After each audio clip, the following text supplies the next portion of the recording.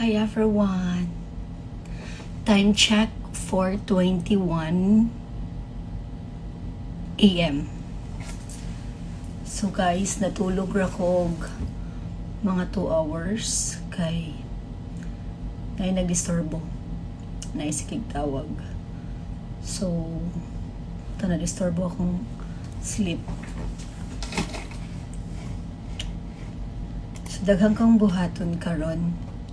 Daghan kong humanon karon nga kuan, no? So feeling busy. Dili gid siya feeling busy. Busy jud ko guys. Wala ka daog ang ako ang Grand Chief nga gisuportahan pag-campaign last day. Last 2 days ago. Gahapon ang nakadaog kay nga Grand Chief kay 35 years old siya, therapist and social worker, matangali to siya. So nakadaog siya. Napil din niya ang mga banggiitan ng mga eksperensyado. So tanang mga chief sa communities ni vote sa iyaha 63 nga communities nga ni vote sa iyaha, ni salig sa iyaha. And then timan iha, she's only 35 years old. So naapod siya experience pero dili siya pareha sa katong mga banggiitan nga mga maayo kay mukurap ba. Alam mo na, pag-istorya ka ng rap sila ha.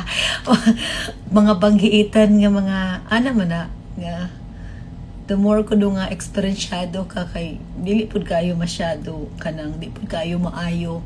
So, tama-tama ra. So, siya, batanon, nakalitay na karma na ta. Wait sa, namalikas na. Malikas lagi dayon. Kay natuwad. So, mo to siya nga, tawagan na? Kanag yung, bilib ko sa mga, kuan ba kay, napildi niya ang mga idaron. Siya pinakabata. Duha di ay sila. Ang isa kay business-minded kayo pud siya, ang iyang family kay into business kayo. Dayon famous siya sa social media, pero dili lang siya, wala lang siya niagi og chief, counselor lang to siya. Kani si Madam Kyra Wilson kay nagdako gud sad siya nga politics gud ba iyang mga family. Dayon siya kay grabe kayo siya sa community. So napildi gud niya ang ako ang banggiitan nga Grand Chief nga ako ang gi-suportahan. So, ang amo manggong Grand Chief before kay si Kathy Merrick. Diriya si Madam Kathy Merrick. Mautong katong namatay gani nga nag-speech lang siya. Namatay, di-atake. Na-pass out siya ba? Dayon, mauna to. Dayon, ang ni acting nga kuan kay si Madam Grand Chief Betsy Kennedy, pero dili man siya ganahan. Sumoto nga nag-elect dayon, paspas kang election oy, campaign karon ugma wala dayon, election dayon. So wala na time nga magbayad-bayad, no? Dili pa rin sa Pilipinas nga magbayad, nakadaog kay di bayad. So, muna siya guys. Nalipay pud ko, na-amaze ko kay she's 35 years old. So, magpadayon ta. Waman ta kadaog dito dapita. So, balik ta sa tong trabaho ha. So, muna siya guys.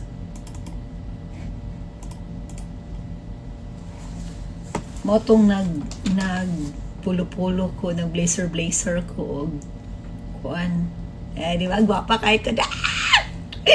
Gwapa kay ko! Gwapa kay ko na. Da. Ingnan bitaw ta mo. Gwapa jud ko. Gwapa jud ko ha. Ay na mo pagbuot.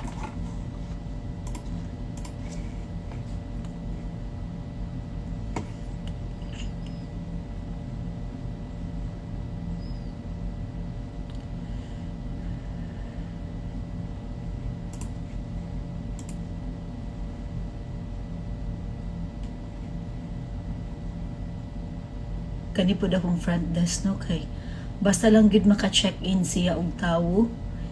Yarang kailisan ang name na ang uban nga mga unsa naman ni siya ang rate kay lahi. Lahi ang rate, wala niya usba ang rate. Ang iya lang mabutang lang ang pangalan. Tag-an ko palagi sayop gid. Buang gining buang Buang gid no. Kay pareha man ang first name, iyang gilisan ang last name. Pakunti karong buanga ka, kalami gid ako mga pikon na kay ko ani akong mga front desk, pikon na kay ko, pikon. Bugo ni mga bulok mga bulok. No, mga bulok. Nanta mo. Dili lalim ni sila. No? Walay kuan kung kabalo ba sila naanay manual pero pa na akong buntagay anang manual gidali-dali pa gud nako lahi pa akong training nila lahi pa mag-shadow ko nila wala lahi pang ilabay nako sila sa reality na wala gihapon dili gihapon makasabot no sayo na jud kayo pag memorize medical kung medical gani walay tax ang meals. No? Unya kung tanang mga accounts mag-charge og PST sa meals. So meaning kung unsa na nga mga accounts siya ang lain nga accounts and then usa ka person 4 years old to up ang charge ana niya kay adult. Ang 3 years old below ang charge ana kay half price sa adult price. Again, no? Kung medical, walay GST and PST. Walay tax ang meals. Unya, kung tanang mga accounts, nga mga lain nga mga accounts, dili medical, na ay PST ang meals. Unya, ang price, kung 3 years old below, half ang price ngadto sa adult nga 4 years old up. Unya apan check-in magkuha sa mga signature. Kung medical, very particular, kung ni check-in og January 30, unya naa sa voucher nga February 2, 1 patient and then 2 escort to accompany sa iya ha. Each person that 3 persons patient and the 2 escorts kay mag-signed from January 30 to February 2. 30, 31, 1, 2. So 4 signature each sa ilaha. Pero kung lahi nga account dili medical, kung other corporate codes, corporate accounts, isa lang ka signature per person. So kung upat sila ka buok, 1 room, upat ka buok, na dili siya medical, whatever dili siya medical, only 1 signature needed. Even magstay pa sila 1 month, only 1 signature. Kay, for example, main guest, 1, 2, 3, iyang family. Isa ka signature. Kay kung if I'm doing the invoices, I will just put the date January 30th dash February 30th. Inana ang dating ba? Inana. Again, kung medical,